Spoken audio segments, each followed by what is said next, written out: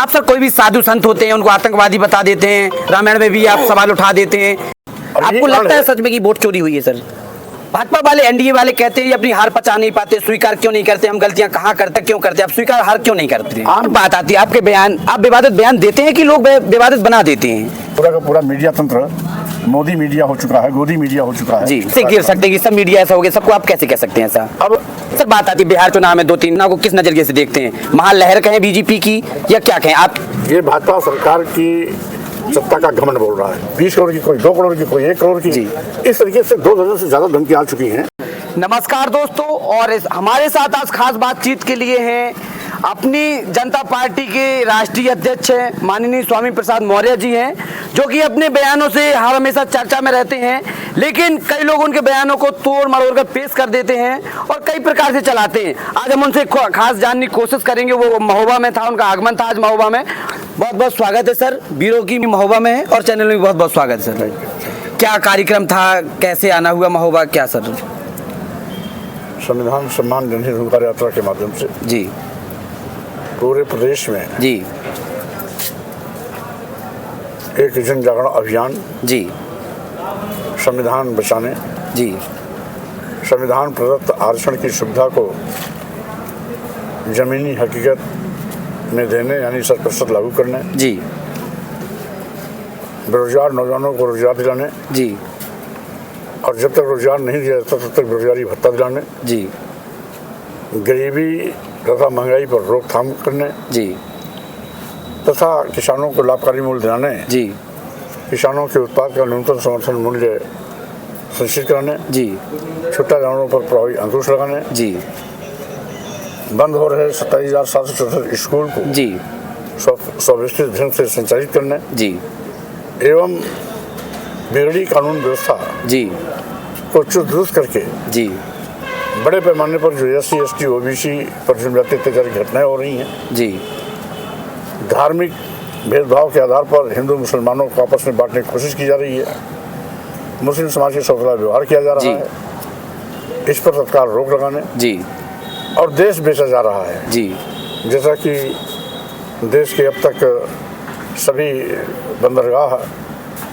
Airport, जी air India, अधिकतम railway station, कई दर्जन ट्रेनें, LIC जैसी बड़ी संस्था, जी जो सभी लाभ की योजनाएं थी, जी औने पौने दामों में अपने चहेते उद्योगपतियों के हवाले कर दिया गया।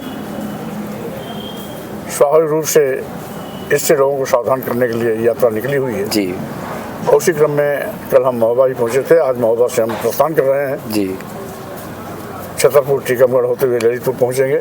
जी स्वाभाविक रूप से ये जन जागरण अभियान है, लोगों को सावधान करना है, बीजेपी की असफलताओं को उजागर करना है, जी और साथ ही साथ जो देश लूटा जा रहा है, प्रदेश लूटा जा रहा है, जातीय आधार पर दलितों, आदिवासियों, पिछड़ों के साथ सतर्क व्यवहार किया जा रहा है, जी धार्मिक भेदभाव के आधार पर मुस्लिम समाज के साथ सतर्क व्यवहार किया जा रहा है, इसके विरोध में हमारी यात्रा चल रही है। सर बात आती है आपके बयान, आप विवादित बयान देते हैं कि लोग विवादित बना देते हैं? ये मीडिया की बलिहारी है जी। जो पूरा का पूरा मीडिया तंत्र मोदी मीडिया हो चुका है, गोदी मीडिया हो चुका है जी। तो स्वाभाविक रूप से वो हर सच बात को विवादित कह करके कहीं न कहीं आप सर सबको कैसे गिर सकते हैं कि सब मीडिया ऐसा हो गया, सबको आप कैसे कह सकते हैं ऐसा? अब अधिकांश मीडिया जी आज सरकार की भाषा बोलते हैं, इसलिए जब 90% मीडिया सत्ता पक्ष की झोंके में बह रहा है जी, तो 10% अगर बहुत ईमानदारी से काम भी कर रहे हैं जी, तो स्वाभाविक रूप से जिसकी संख्या ज़्यादा होती है जी, वही कहा जाता है। और इसलिए जैसा कि अधिकांश मीडिया गोदी मीडिया बन गया, मोदी मीडिया बन गया है, और इसीलिए आज सोशल मीडिया की भूमिका अहम हो जाती है जी।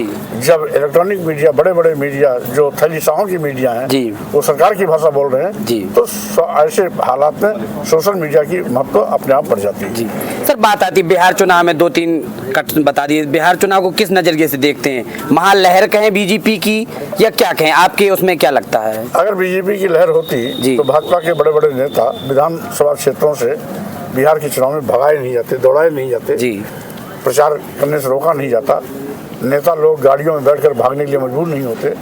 इसका मतलब है भाजपा और भाजपा गठबंधन के खिलाफ वहाँ हवा थी, इसलिए ये जनमत नहीं है, ये ईवीएम और सरकारी तंत्र का दुरुपयोग है। और आपको लगता है सच में कि वोट चोरी हुई है सर? इसमें कोई दो राय नहीं। जब जनमत भाजपा सरकार के खिलाफ है जी, उसके बावजूद पूर्ण प्रचंड बहुमत की सरकार बन रही है जी, तो स्वाभाविक रूप से कहीं न कहीं कोई न कोई बड़ा खेला हुआ है। भाजपा वाले, एनडीए वाले कहते हैं ये अपनी हार पचा नहीं पाते, स्वीकार क्यों नहीं करते, हम गलतियां कहाँ करते हैं, वो क्या ऐसा क्यों करते हैं? आप जनता जब नहीं स्वीकार कर रही है तो राजनीतिक पार्टियां कैसे कर सकती हैं? जी, क्योंकि लोकतंत्र में सबसे बड़ी भूमिका होती है जनता की। जी, जनता सरकार बनाती है, जनता सरकार बिगाड़ती है। लेकिन जब जनता के बीच में ईवीएम का तंत्र आ गया, सरकारी मशीनरी के दुरुपयोग का यंत्र आ गया, जी, तो जनता अपने आप लुटी महसूस कर रही है।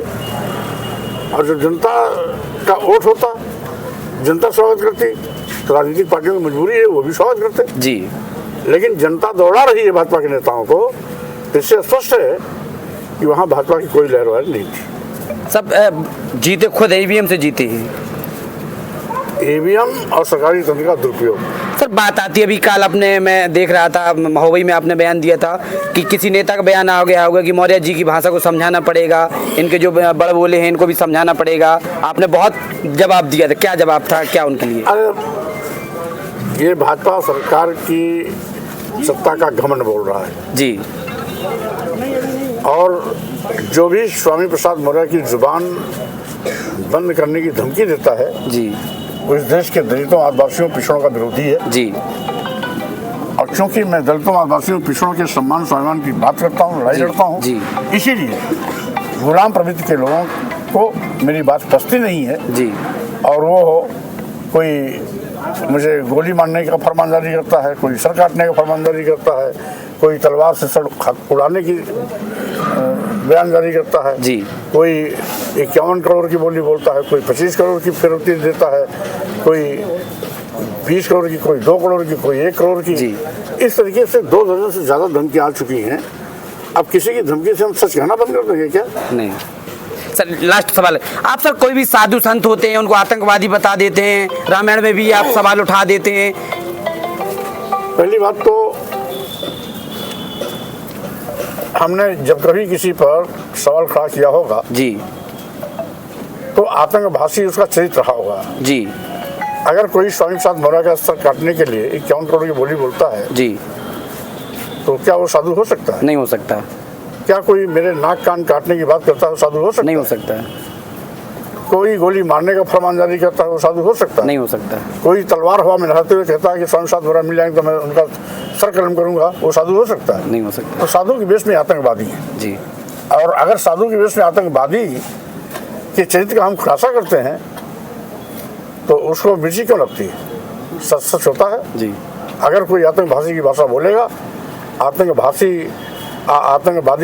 का व्यवहार करेगा, आतंकवादी उसके चरित्र से बाहर दिखाई पड़ेगा, तो स्वाभाविक रूप से उसे आतंकवादी कहा जाएगा। शुक्रिया सर बात करने की, बहुत बहुत। ओके।